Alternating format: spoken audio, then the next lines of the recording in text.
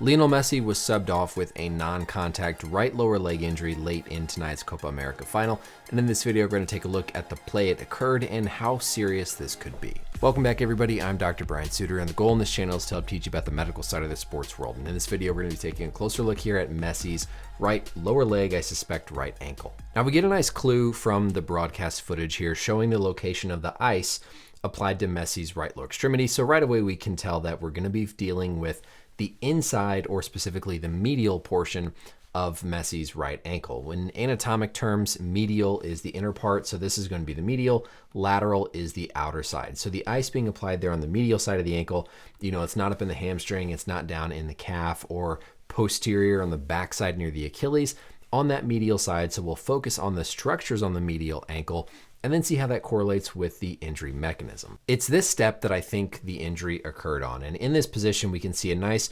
neutral alignment of Messi's lower leg and that right ankle. But then as he is landing and is pushing off to try and change directions, we now see a sudden amount of ankle eversion. So if we look again down the direction of the tibia, we're not directly square on, so it's a little bit more extreme looking than this angle, but still with that foot pointed in this direction compared to the location of the rest of his tibia, that's going to do a couple of things. It's going to put eversion stress or tension on those inner structures of the ankle, and then also in the right setting can put some external rotation stress on the location of a high ankle sprain.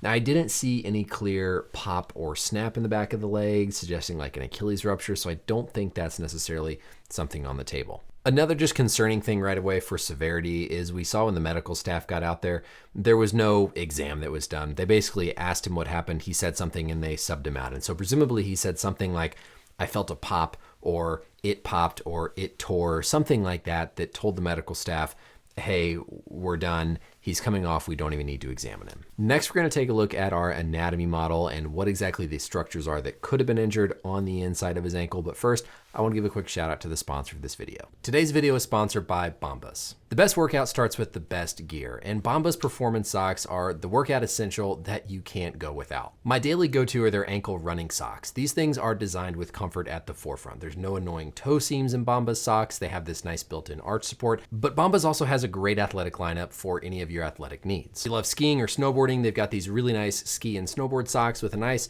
tall area to them to help keep your leg nice and protected and warm. If you're looking for something more lightweight, they have a really nice thin lighter weight sock that I think is great for those long runs. And I also love this really nice, extremely soft and temperature regulating merino wool blend. Right now, if you head to bombas.com/BrianS and use code BrianS at checkout, or click the QR code over here, you can get 20% off your first Bombas purchase. I also love that Bombas' mission is dedicated to helping others, with one purchased equaling one donated. So with every purchase, Bombas donates an item to someone experiencing homelessness. So up your workout game by getting into a pair of Bombas socks today. Again, scan the QR code on the screen or head to bombas.com/BrianS to get 20% off your first Bombas purchase. Thank you again to Bombas for sponsoring the video, and let's get back to our learning. The final thing we saw from the broadcast was the severe amount of swelling around Messi's right ankle once he removed that ice. And it's nice to see him remove the ice. Of course, you don't want to keep ice on for any more than maybe 15, 20 minutes, especially direct contact to the skin.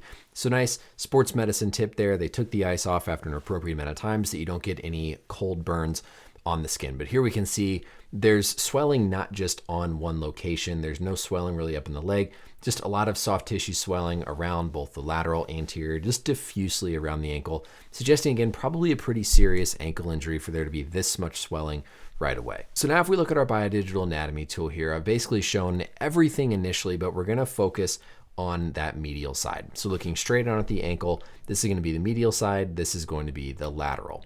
If we zoom in, the main structures in terms of tendons are going to be the structures of the tarsal tunnel. Tarsus is ankle, and so the tarsal tunnel is this area through the inner part of the ankle where a key number of tendons, blood vessels, and nerves travel.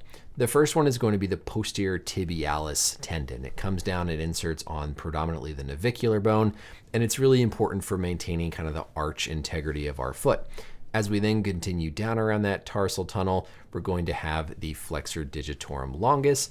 Flexor, meaning it curls, digits, the toes, and so it curls the toes downward.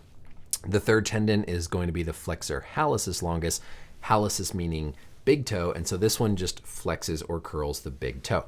So 3 tendons going through the tarsal tunnel, and then we also have the tibial nerve, tibial artery and vein that run through this tarsal tunnel. So one thing that could have happened here is Messi could have had an injury to one of those tendons because you're going to get stretched in that eversion position. You're going to pull in those tendons. You could have a tendon injury in that tarsal tunnel.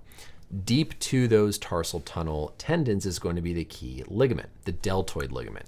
The deltoid ligament complex is a number of ligaments that run from the distal part of the tibia, that bump on the inside of your ankle, down to the calcaneus, to the talus, and the navicular bone even.